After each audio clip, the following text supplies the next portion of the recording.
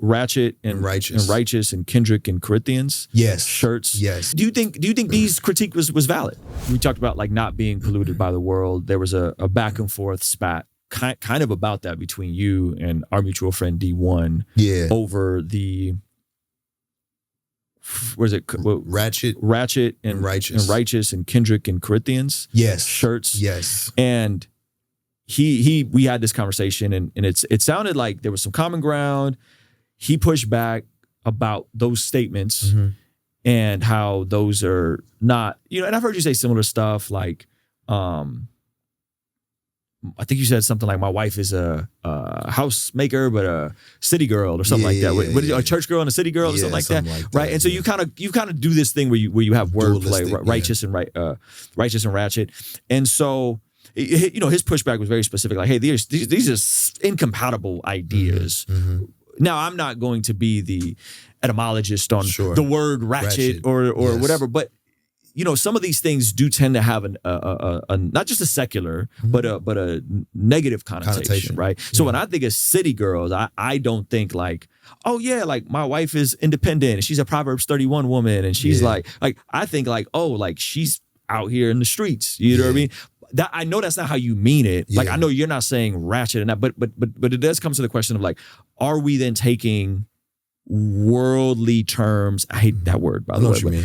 Well, we're taking these terms and then trying to like Christianize them to make them fit within our paradigm versus saying like, no, they can have that. Like we got the God of the universe. We don't even need to take these things. Do you think these critique was valid? I gave him credence on the critique, and I apologize, and I took that Cardi and Corinthians shirt. Cardi and Corinthians, that's what it was. I took that off of my joint, and I was like, I can see what you're saying on that. I'm not above reproach. I'm not above a challenge. I think the heart behind what I was trying to do is just have common ground with people. And to me, I just know, I think some of us, I know more than anything, I'm a missionary, right? More than anything, I am tilling hard soil, finding common ground, spending time with people. The people I've seen converted to Christ have come through consistent investment. It's like telling somebody the way you've been living for the last 20 years is crazy. Follow Jesus. That's a rarity. You know what I'm saying? What generally happens is seeds get planted that make them say, dag, wait a minute. Oh my God. You know what I mean?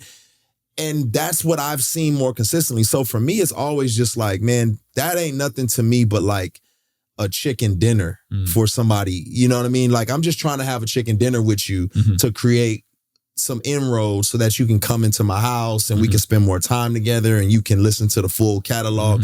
And that's really the heartbeat behind it. It's not to try to like, I need to be accepted by the world.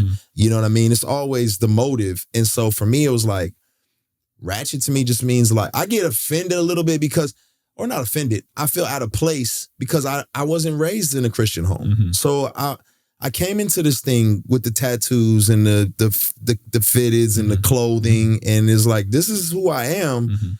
And I'm learning I don't have to get rid of this to love Jesus. So I want people to feel like, oh, like if you spend time with my wife, she's kind of hood. You know what I'm saying? She gonna roll her neck and what you talk, And to me, I'm like, that's ratchet, that's ghetto.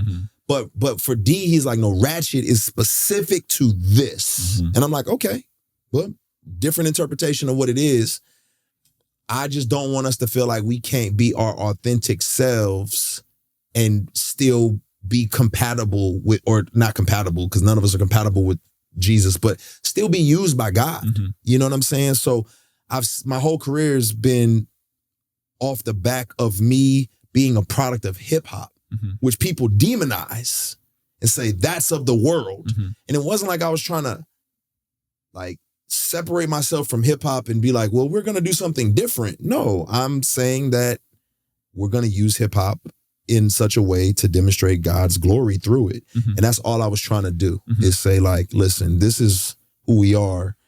And yeah, I mean, I may have overstepped my bounds. You ended up taking down you you ended up, the shirt came out and then it came down. That's what happened, right?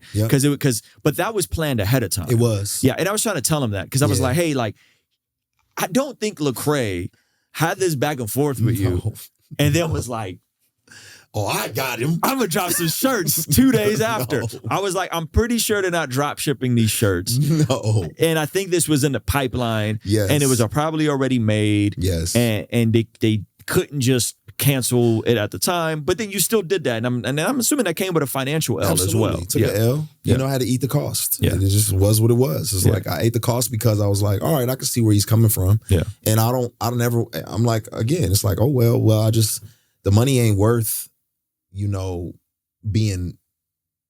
creating a problem for believers. Sure. You know what I'm saying? Sure. And I think one of the false things that people say about you is like assuming that at this phase in your life, you're motivated by money or clout and that making things that's quote unquote more targeted towards a general market is more financially beneficial for you. No. And it's not. Yeah, no. Right? Like you do as a Christian rapper or a Christian artist, you're gonna do way better in those worlds and those spheres than you are playing Summer Jam or opening up for Jill Scott. Absolutely. Right. And so I think that's a false, like unfair thing that I'm because I understand the math and I understand that soft ticket versus hard ticket sales, church budgets, conference budgets, and that's not a reality. But that is something that like people will be like, oh, it's like because he wants the approval of the world or because it's about the bag. And I'm just like, Lecrae been rich for a minute. Lecrae's been doing very well for a minute for himself, you know, and I don't think he's doing any of what you're doing in the last couple of years for money. No. You know? No, actually it's the opposite. You know, now these days I read this book, phenomenal book though, that was really so helpful for me. That my guy, From Strength to Strength by Arthur Brooks. And it talks about in your youth, you use this like passionate energy and you're just going and getting and accomplishing and killing it. And as you get older, that doesn't work for you. You don't have that anymore.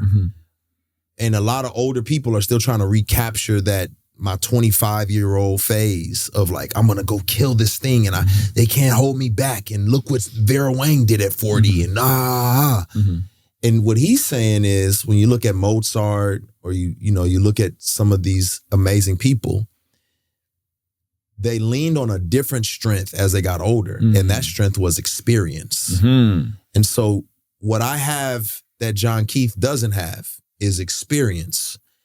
John Keith can lean into being the most efficient rapper in existence right now. And he can just bar up and write 1 million songs and kill it. And that's going to be his contribution in this season of his life. Lecrae's contribution in this season of his life is how can I give experience to John Keith or anyone else like that to help push this thing forward. That's really what gives me a kick is like giving out the wisdom and experience that I've garnered. I made enough. I'm good. Like, you know, I just want to create an inheritance for my children's children and help these other artists and these other young people thrive. Yeah, I think you've done a great job on the entrepreneur tip. And so the funny thing to me is like, even when there was like these accusations of like Marxist and all this stuff, and I'm like, I'm definitely a Christian capitalist. Yeah, I was like, I know Lecrae and I know Ben, and they're as capitalistic as you can get. You know, they run a real business with real employees, and they support private property rights and for sure. all those things. Hey, we're going to go to the Patreon-only extended version of this conversation. It's a little too much for YouTube. So if you want to hear me and Lecrae continue this conversation, consider signing up for a free 7-day trial where you could see the entire conversation and get access to all of our future podcasts, be able to interact with our guests, and much more. Here's a little preview of what's available on Patreon. I'll see you over there. What do you make of where Kanye is at now, man? I attended quite a few of those Sunday services. He's addicted to nitrous right now, and this is his... I have family members who are same-sex attracted, and in my interaction with them, the first thing I want to know is, obviously, if there's a woman and it's like, it's your life or the baby's life, I'm for that rally that I was at. I asked, was it bipartisan? I asked, they said, yes, it is. It's bipartisan. And when I got there... What do you make of someone that takes the position and goes, man, Lecrae, you've been a bit ambiguous on some of these things? Ruslan